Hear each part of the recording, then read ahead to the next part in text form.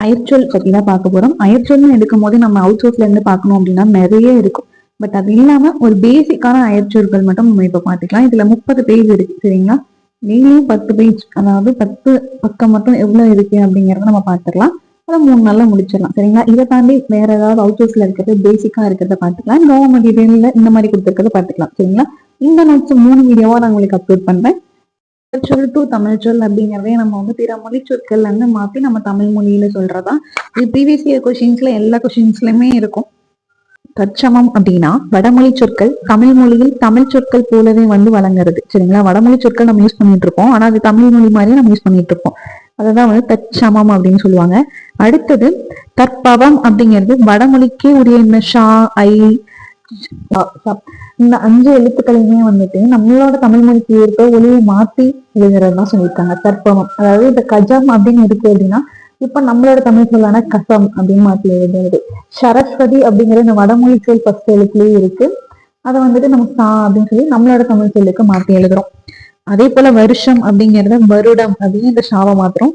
தேகம் அப்படிங்கறத தேக்கம் அப்படின்னு நம்மளோட தமிழ் மொழி சொல்ல மாத்தி எழுதுறோம். பக்ஷி அப்படிங்கறத பட்சி அப்படின்னு மாத்தி எழுதுறோம். அப்படின்னு நம்ம ஷீ போடுறோம் சரிங்களா. சோ அந்த மாதிரி இருக்க வடமொழி சொற்களை நம்மளோட தமிழ் மொழிக்கு ஏற்ப மாத்தி எழுதுறதா தற்பவம் அப்படின்னு சொல்லியிருக்காங்க சரிங்களா. இதுதான் வந்து தற்சமயத்திற்கும் தற்பவத்துக்கும் இருக்க டிஃபரன்ஸ். இது அப்படிங்கிறது வடமொழி சொல்ல அப்படியே நம்ம தமிழ் மொழி சொல் போலவே எழுதிட்டு இருக்கிறதும், அதே போல தற்பவம் அப்படிங்கிறது இப்போ இருக்க இந்த 5 எழுத்துக்களை மாத்தி நம்மளோட தமிழ் மொழி சொற்களுக்கு மாத்தி எழுதுறதுதான். இது ப்ரீவியஸ் இயர் கொஸ்டின்ஸ்ல கேட்டிருக்காங்க சரிங்களா. இந்த தச்சமம் தற்பவம் இது ஞாபகம் வச்சுக்கோங்க.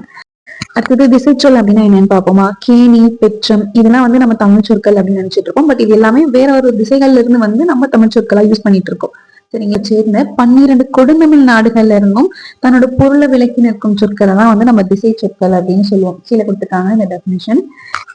நாடுகளும் இருந்து வந்த சொற்கள் வந்து தன்னோட பொருளை சொல்லிட்டு இருக்கிறதா. இப்ப பெற்றம் அப்படின்னா பசு, சொன்றி அப்படின்னா சோறு. ஒரு சுத்தமான தமிழ் சொல் அப்படின்னா சொன்றி அப்படின்னா சோறுங்கிறதா நம்ம தமிழ் சொல். பசு அப்படிங்கிறத நம்ம சொல்லுவோம். சோ பெற்றம் அப்படிங்கிற சொல்லி யூஸ் பண்ணிட்டு இருக்கோம், சொன்றிங்கிற சொல்லி யூஸ் பண்ணிட்டு இருக்கோம் தமிழ் மாதிரி.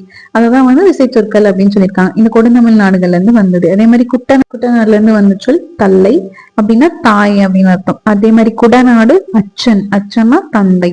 கற்கா நாட்டுல இருந்து வந்த சொல் கையர், அது தமிழ் சொல் வந்து வையர். வேணாடு அப்படிங்கிறது கிளார் அப்படின்னா தோட்டம். அடுத்தது பூலி நாடு அப்படிங்கிறது பாலி, அந்த நாட்டுல இருந்து வந்த சொல் பாலி, அது பேர் நம்ம வந்து சிறுகுளம் அப்படின்னு சொல்லுவோம். அடுத்தது நமலி அப்படிங்கிறது நாய். இந்த நமலிங்கிறது நம்ம புறநானூறு இந்த மாதிரி பாடல்கள் கூட யூஸ் பண்ணதை நம்ம பார்த்திருப்போம் சரிங்களா. அது நம்ம நாயின் தமிழ் சொல்லுவோம். அந்த திசை சொல்லுமே நம்ம பயன்படுத்திட்டு இருக்கோம். அடுத்தது பன்றி நாடு அப்படிங்கிற நாட்டுல இருந்து வந்தது செய், அதோட நம்ம தமிழ் சொல் வயல். அருவா நாடு கேணி, சிறுகுளம் அதோடது. அருவாவடு தலைநாடு இது வந்து எஹின் அப்படிங்கிறது புலி சரிங்களா. புலி அததான் நம்ம எகின் அப்படின்னு சொல்லிட்டு இருக்கோம். அடுத்தது சீத்த நாட்டுல இருந்து வந்த சொல் எழுவன், எழுவன்னா தோழன். அதே மாதிரி இகுலை அப்படின்னா தோழி. எழுவன் நாடு நாட்டுல இருந்து வந்தது இகுலை, தோழின்னா அதுக்கும் பொருள். அடுத்தது புனல் நாட்டுல இருந்து வந்தது ஆய், இதுக்கு வந்து தாயின்னு சொல்லிட்டு பெயர் சரிங்களா. அடுத்தது வடச்சொல் அப்படின்னா இந்த கமலம், பாவம், புண்ணியம், புஷ்பம் முதலான சொற்கள்லாம் வந்து சமஸ்கிருத மொழியில இருந்து வந்து நம்ம தமிழ் மொழியில வரங்கள்தான் வந்து வடமொழி சொல் அப்படின்னு சொல்லுவோம் சரிங்களா. திசைச்சொல் அப்படிங்கிறது இந்த மாதிரி 12 கொடுந்தமிழ் நாடுகள்ல இருந்து வந்து வழங்குற சொல்லுவோம். பின்னாடி மற்ற திசைகள்ல இருந்து வந்தது. அதே மாதிரி வடச்சொல் அப்படிங்கறத நம்ம சமஸ்கிருத மொழியில இருந்து நம்ம தமிழ் சொல்ல வழங்குறதா சொல்லுவோம் சரிங்களா. இதுல கமலம் அப்படின்னா தாமரை, விஷம் அல்லது விடம் அப்படின்னா நஞ்சு, புஷ்பம் அப்படிங்கிறதிலும் அல்லது புட்பம் அப்படின்னா மலர், அர்ச்சனை அப்படிங்கிறது மலரிட்டு வழிபடுதல் சரிங்களா. நம்ம அர்ச்சனை பண்றது மலரிட்டு வழிபடுதல் அப்படிங்கறதுதான் தமிழ் சொல். சுதந்திரம் அப்படிங்கிறது விடுதலை, விவாகம் அப்படின்னா திருமணம். செப்பாவம், திசைச்சொல், வடச்சொல் இதுக்கான பொருள் சரிங்களா. இது கேட்டிருக்காங்க, அதனாலதான் இது நம்ம முன்னாடி கொடுத்துருக்கோம். அடுத்தது நம்ம நார்மலா இப்ப உருது சொல்ல இருந்து தமிழ் சொல் என்ன, சமஸ்கிருத மொழியிலிருந்து கன்னட மொழியிலிருந்து இந்த மாதிரி பேசிக்கான தமிழ் சொற்கள்லாம் பார்த்துருவோம் சரிங்களா. இதெல்லாம் நம்ம ப்ரீவியஸ் இயர்ல கேட்ட கொஸ்டின்ஸ் தான். ஒரு 10 பேஜஸ் நம்ம ஃபர்ஸ்ட் வீடியோல பார்த்துருவோம். அடுத்து இருக்கிறத மற்ற பார்த்துக்கலாம் சரிங்களா. இது கண்டிப்பா யூஸ்ஃபுல்லா இருக்கும். பொறுமையா பார்த்தாலும் தெளிவா படிச்ச மாதிரி இருக்கும். மன்னிப்பு அப்படிங்கிறது பொறுத்து கொள்ளுதல் அப்படின்னு சொல்லியிருக்காங்க சரிங்களா. மன்னிப்பு அப்படிங்கிறது உருது மொழி சொல். நம்ம மூவில கூட பார்த்திருப்போம். நமக்கு தமிழ்ல பிடிக்காத ஒரே சொல் மன்னிப்பு அப்படின்னு சொல்லியிருப்பாங்க. பட் ஆனா மன்னிப்புங்கிறதே வந்து உருது சொல்லலாம் சரிங்களா. பொறுத்து கொள்ளுதல் அப்படிங்கறதான் தூய தமிழ் சொல்.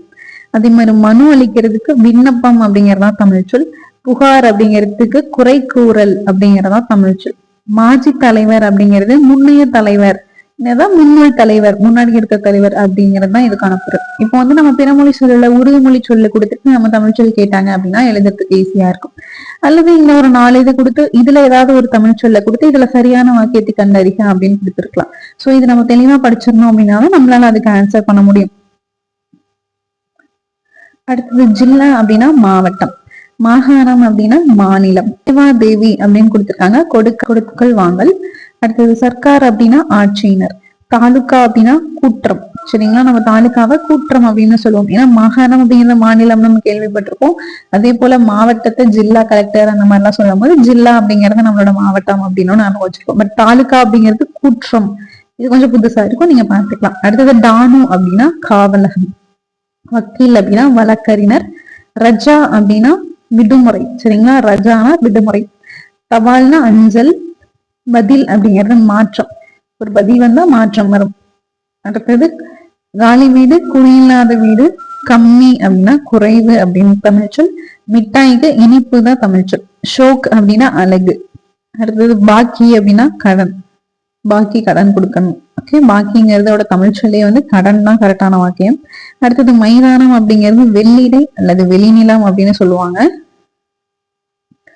அசல் அப்படின்னா முதல், முதன்மை. சரிங்களா, அடுத்தது பிரியாணி தயார் அப்படிங்கிறது புலவு உண்டி கிடைக்கும் அப்படின்னு சொல்லியிருக்காங்க. புலவு உண்டி கிடைக்கும் அப்படின்னா பிரியாணி. பிரியாணிங்கிறதே வந்து பிரியாணி தயார் அப்படிங்கிறதே உருது தான். சரிங்களா, புலவு உண்டி. இது வந்துட்டு உருது மொழி சொல்லுக்கு. சரிங்களா, இது எல்லாமே உருது மொழி சொல்லுக்கான தமிழ் சொல். கன்னட சொற்கள். சரிங்களா, அக்கடா அப்படின்னா வாலா அப்படின்னு பொருள். கோசரம் அப்படின்னா ஆக, அதற்கோசரம் அப்படிங்கறது ஒரு பொருள். அதற்காக, அதற்கோசரம் நம்ம என்ன பண்ண முடியும் அப்படின்னு சொல்லுவோம். பட் அதன தமிழ் சொல் என்ன அப்படின்னா அதற்காக நம்ம என்ன செய்ய முடியும், அந்த மாதிரி அதற்காக அப்படிங்கிறது தான் அதோட பொருள். அக்கறை அப்படின்னா கவனம். இதுதான் வந்துட்டு கன்னட சொற்களுக்கான பொருள்.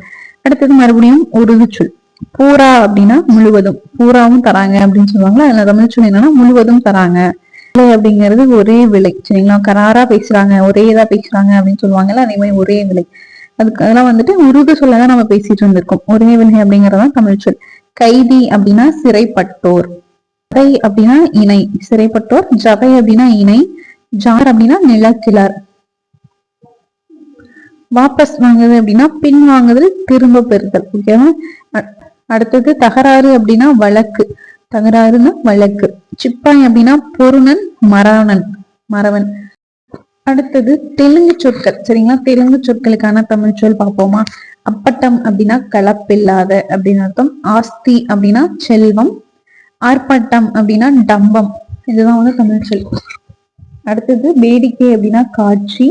எச்சரிக்கை அப்படின்னா முன்கூட்டியே சொல்லி வச்சது, இல்லைன்னா விழிப்பா இருத்தல் அப்படின்னு அர்த்தம். இது எல்லாமே தெலுங்கு சொற்களுக்குரிய தமிழ் சொல்.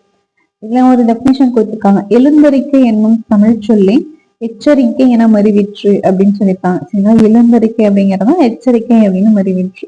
இதை யார் சொல்லியிருப்பாங்க அப்படின்னா எழுந்தறிக்கை அப்படிங்கிற தமிழ் சொல்ல இருந்துதான் வந்து எச்சரிக்கை தோன்றிருக்கு அப்படின்னு சொல்லிட்டு திரு வேங்கநாத் சொல்லியிருப்பாரு. இன்றும் கொஞ்சம் கோயில்களில் திருவீதி புறப்பாடு முடிந்ததும் சுவாமி எழுந்தருள எச்சரிக்கை பாடுவது உண்டு அப்படின்னு சொல்லியிருக்காங்க. சரிங்களா, இது புதுசா இருக்கு, இது ஒரு தடவை பார்த்துக்கலாம். அடுத்தது வடச்சொல் இருந்து தமிழ் சொல். வடச்சொல் அப்படின்னா நம்ம சமஸ்கிருத சொல்லங்கள் எல்லாம் சொல்லுவோம். சமஸ்கிருத மொழியில இருந்து நம்மளோட தமிழ் சொல் என்னென்ன அப்படின்னு பாத்துருவோமா. கஷ்டம் அப்படின்னா தொல்லை, கஷ்டமா இருக்குதுங்கிறது தமிழ் சொல் தொல்லை. அடுத்தது நஷ்டம் அப்படின்னா இழப்பு. பரீட்சை அப்படின்னா தேர்வு. வருஷம் அப்படின்னா ஆண்டு. சரிங்களா, இந்த இதுவே நம்ம வந்துட்டு திசை சொல்ல பார்த்திருக்கோம். சரி, பார்த்திருப்போம். சரிங்களா, தற்பவம்ல எப்படி கொடுப்பாங்க அப்படின்னா வருடம் அப்படின்னு இந்த ஷாவை மாத்தி கொடுத்திருப்பாங்கன்னு படிச்சோம். சரிங்களா, அப்படி வர மொழி நம்ம வந்து தற்பவம் அப்படின்னு சொல்லியிருக்கோம். தூய தமிழ் சொல் அப்படிங்கிறது ஆண்டு. அடுத்தது மாதம் அப்படின்னா திங்கள். தேதி அப்படின்னா நாள். சுவிசேஷம் அப்படின்னா நற்செய்தி. ஆசீர்வாதம் அப்படின்னா வாழ்த்து. சீதோஷணம் அப்படிங்கிறது தட்பவெப்பம். அடுத்தது இலக்கம் அப்படின்னா எண். அக்னி அப்படின்னா எரி, தீ. அதே மாதிரி ஔபாசனம் அப்படிங்கிறது எரியோம்பல். ஐயம் அப்படின்னா வெற்றி. அவயபதி. சரிங்களா, ஐயம்னா நம்ம வந்து பயம் அப்படின்னு நினைச்சுப்போம். ஆனா சமஸ்கிருத சொல்லில இருந்து நம்ம தமிழ் சொல்ல சொல்லும் போது வெற்றி அப்படின்னு சொல்லிட்டு சொல்றாங்க. அவயம் அப்படின்னா உறுப்பு. ஆராதனை அப்படின்னா வழிபாடு. லட்சணம் அப்படிங்கிறது அழகு. சரிங்களா, உதாரணம்னா எடுத்துக்காட்டு. விஷயம் அப்படின்னா பொருள். விஷம் அப்படின்னா நஞ்சு, தமிழ் சொல். சாட்சி அப்படின்னா சான்று. ஜனங்கள்னா மக்கள். ராகம்னா பண். சூரியன் அப்படிங்கிறது பகலோன் அப்படிங்கிறதா தமிழ் சொல். நம்ம சூரியன் சொல்றோம், பட் தமிழ் சொல்லுங்கிறது பகலோன். சந்திரன் அப்படின்னா நிலா, மதி. விருஷம் அப்படிங்கிறது மரம், சரிங்களா? விருஷம் அப்படின்னா மரத்தை சொல்லியிருக்காங்க. நகரம், பேரூர், கிராமம், சிற்றூர்னு சொல்லுவாங்க. மோட்சம் அப்படின்னா வீடு. அசுத்தம் அப்படின்னா துப்புரவின்மை. பாரம் அப்படின்னா சுமை, சரிங்களா? இதுல தான் இதோட தமிழ் சொல், வடச்சொல்லுங்க தமிழ் சொல். சாஸ்வதமான அப்படின்னா நிலையான. தற்காலிகமாக அப்படின்னா குறிப்பிட்ட காலத்துக்காக. காரியம் அப்படின்னா செயல். ஞாபகம் அப்படின்னா நினைவு, சரிங்களா? அடுத்தது எக்கச்சக்கம் அப்படின்னா ஒழுங்கின்மை. நம்ம எக்கச்சக்கம் அப்படின்னா அதிகம் அப்படின்னு நம்ம சொல்லி நினைச்சிட்டு இருக்கோம். பட் ஆனா தமிழ் மீனிங் என்ன அப்படின்னா ஒழுங்கின்மை அப்படிங்கிறது தான். ஏடாகூடம் அப்படிங்கிறது ஒழுங்கில்லாமை அப்படின்னு சொல்லியிருக்காங்க. ஏராளம் அப்படிங்கிறது மிகுதி அப்படிங்கிறது குழுக்கு நடை, ஒய்யாரமா நடக்கிறத குழுக்கு நடை அப்படிங்கிறதா தமிழ் சொல். கச்சிதம் அப்படின்னா ஒழுங்கு. கலவரம் அப்படின்னா மனக்கலக்கம். கெட்டியாக அப்படின்னா உறுதியாக. கெளிப்பு அப்படின்னா வெற்றி. கேப்பை அப்படின்னா கேழ்வரகு. சந்தடி அப்படின்னா இறைச்சல், சரிங்களா? அடுத்தது சரக்கு அப்படின்னா வாணிக பொருள். சாகுபடி அப்படின்னா பயிரிடுதல். சொகுசு அப்படின்னா நேர்த்தியா இருக்கிறது தான் தமிழ் சொல் சொகுசுக்கு. சொச்சம் அப்படிங்கிறது மிச்சம். சொந்தம் அப்படின்னா உரிமை. சோழி அப்படின்னா வேலை. தாராளம் அப்படிங்கிறது மிகுதி. தாறுமாறு அப்படிங்கிறது ஒழுங்கின்மை. துரை அப்படிங்கிறது பெரியோன், சரிங்களா? தெம்பு அப்படின்னா ஊக்கம் அப்படிங்கிறது. அப்படின்னா அறிவற்றவன், சரிங்களா? தெம்மாண்டினா அறிவற்றவன். தொந்தரவு அப்படின்னா தொல்லை. நிம்மதி அப்படின்னா கவலையின்மை. பண்டிகை அப்படின்னா பெருநாள். பந்தயம்னா பணயம். மச்சு அப்படிங்கிறது மேல்தளம். மடங்கு அப்படிங்கிறது அளவு. வாடகை அப்படின்னா குடிக்கூலி, சரிங்களா? இது பிவிஎஸ்சில கூட கேட்டிருக்காங்க இந்த குடிக்கூலி. அடுத்தது வாடிக்கை அப்படிங்கிறது வழக்கமா செய்யறது. விக்கிரயம் அப்படிங்கிறது விற்பனை. ரீதி அப்படின்னா ஒழுக்கம், சரிங்களா? இதோட நம்ம இன்னைக்கு பாக்குற இந்த வீடியோல ஃபர்ஸ்ட் வீடியோல பாக்குற 10 பேஜஸ் முடிஞ்சிருச்சு, சரிங்களா? அடுத்த 2வது வீடியோல அடுத்த பக்கம், அடுத்த 3வது வீடியோல அடுத்த 10 பக்கங்களும் படிச்சுக்கலாம். ஏன்னா 30 பக்கங்கள் படிச்சா பேசிக்கான அயற்சொல் டு தமிழ்ச்சொல் நமக்கு தெரிஞ்சிடும்.